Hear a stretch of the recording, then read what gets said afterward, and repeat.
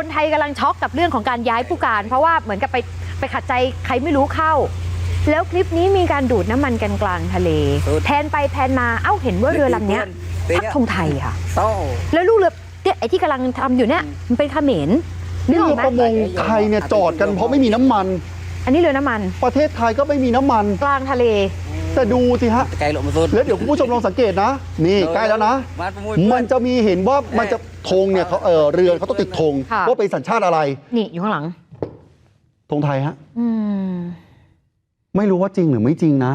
แต่มันเจ็บจี๊ดนะฮะคุณผู้ชมก็เลยแล้วคลิปเนี้ยคนที่เขาลงไว้เนี่ยนะชายเขมรคนเนี้ยแคปชั่นเขาบอกว่าขายราคาถูกมันก็ยิ่งแบบเฮ้ยเอามีเสียงภาคด้วยใช่ไหม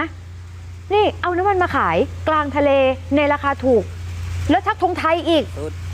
โอ้โหลองดูคลิปนี้ดูฮะโซ่เปรย์ไก่ลูกเปรย์